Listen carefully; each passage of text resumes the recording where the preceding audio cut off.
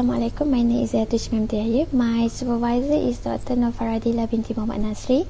The title of my article is UKM TESL Undergraduate Preference of Teaching Strategies in Teaching English During Micro-Teaching. So for the introduction, as stated in Malaysia Education and Blueprint, there are many new approaches that have been introduced in improving the efficiency of teaching and learning at school. So this can be used by teacher training during their micro-teachings. According to Phillips, Harper and Foot 2015, most teachers face the challenge of choosing strategies because there are many aspects, theories, framework, concepts, and conceptual models that they have learned in university. The micro-teaching is made compulsory for all educational courses in UKM.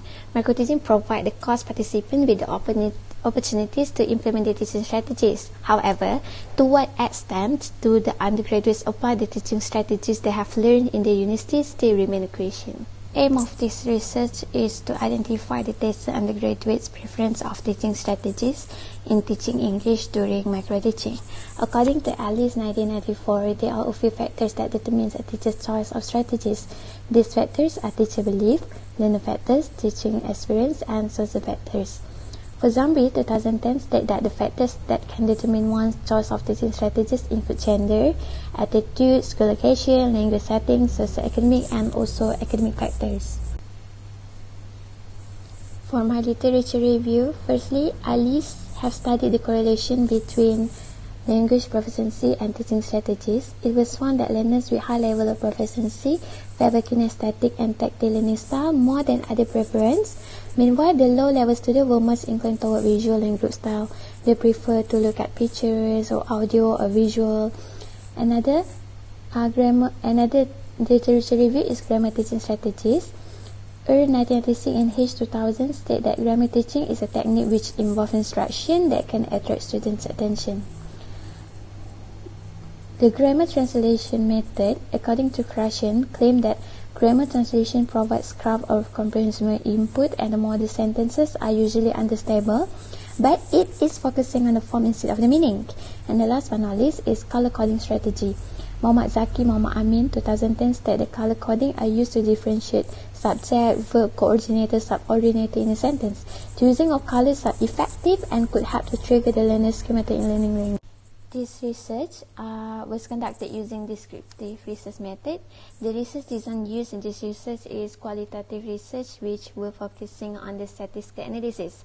Respondents were being asked to respond to the same question, which is interview. The data of the research were collected from two different sources, which is personal interview and also class observation. The purpose is to identify the undergraduate perspective for their teaching strategy. So for the population, Collins 2019 state that population refers to sample which taken in total set of persons. So the population of my research is 10 TESL undergraduate students. For sample of study, Collins also defines sample as a set of individuals selected to be a part of the research. For this research, the sample needed for 2000 population is 10 individuals. This is referring to the table for determining sample size by Christian Morgan. So 10 individuals were selected to participate in this lesson. Meanwhile, for my instrument,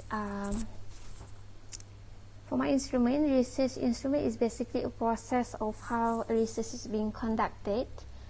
It is also known as a tool. So my instrument, I have three, which is library research, interview, and also observations. Observation during the micro-teaching session in the classroom. So I have 5 procedures for my data collection. First is the participant will identify, which is 10 TESL undergraduate students. Second, obtain consent from participants, which I ask for the permission for the interviews. Third, the question validity and reliability were verified. The interview was held for the participant to answer the questions, and all of these procedures and data collected, I did it in 3 weeks. So for my findings, I have 4 research questions. First, what are the strategies used and frequently used by the TESL undergraduates in teaching English during micro-teaching? My second research question is there a difference between language proficiency and teaching strategies used by TESL undergraduates? Third, what are the strengths? And the last is what are the weaknesses of their chosen teaching strategies. I divide the respondent into two groups, which is one for undergraduate with band 4 of MOHAMAD and another group is for undergraduate with MOHAMAD band 5. I also asked them to state their level of proficiency and their previous education and also teaching experience. Firstly, let's look at the first strategy, which is visualization and creative strategies. The respondent A, who doesn't have any teaching experience, but she used the visualization strategies because she believes that it can attract student attention. She said that the visual aids will make the student give more focus on her during the lesson. She stated that the lesson itself will be more interesting, as we all know students will pay more attention to visual aids. The respondent H also said that she always used the visualization strategy to attract student attention. Unlike the respondent A, respondent H has 3 months of teaching experience in a tuition center. So, she said that I usually will display photo or videos to attract my students. Next is same goes to respondent I. She agrees that teachers need to be creative, so she always used to choose creative strategy in her lesson. So, she said that I think a fun classroom environment will help stimulate a student's mind. It will help them to explore the subject more.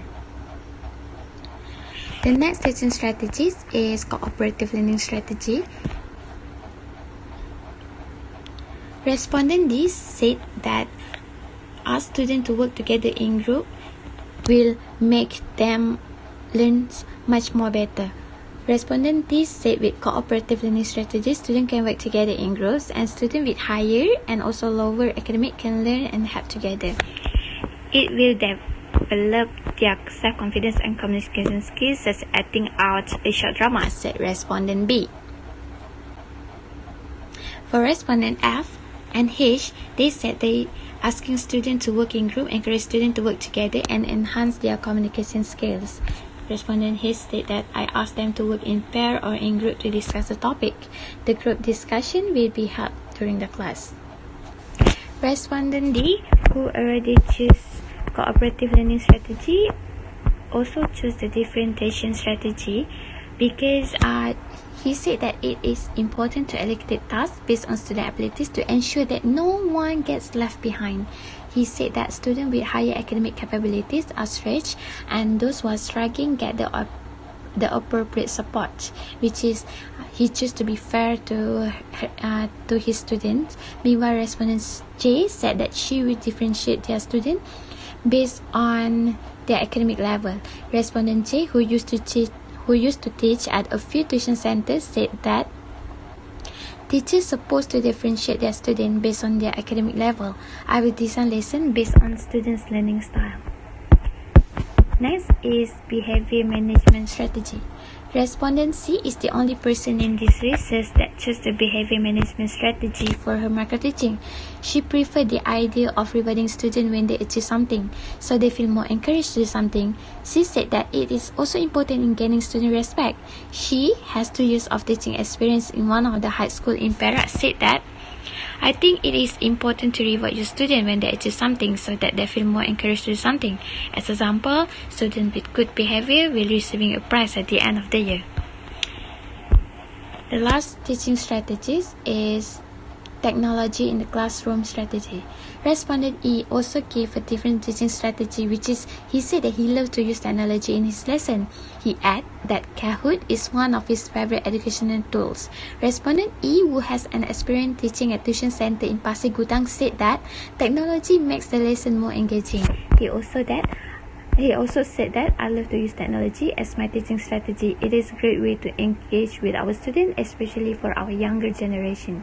So for the conclusions, to answering the research question 1, the teaching strategies that frequently used by UKM TESL and the group for the micro teaching are cooperative learning, differentiation, and visualization, and creative strategies. These are the top 3 teaching strategies that frequently used by UKM TESL and graduates. To answer the research question 2, the way responded from both group A and B handle classroom are quite similar, but it is proven that respondent with excellent language proficiency, which is band 5, is more confident in choosing their teaching method, and they are more confident to teach even without the teaching aids compared to the undergraduates with band 4 of MOHAMAD. For research question 3, almost all teaching strategies play an important role in adapting students with the lessons. For research question 4, the weaknesses of the teaching strategies is all of them, most of all of them are. It is recommended that a variety undergraduates should be involved, such as low proficiency ESL undergraduates, or it can be from several courses. And then the study needs to be done to evaluate the teaching strategies from different perspectives, such as English teacher at school. So to conclude my presentation, I think it's important for every teacher or undergraduates or teacher trainee to make sure the teaching strategies that they use is suitable for the class that they are going to.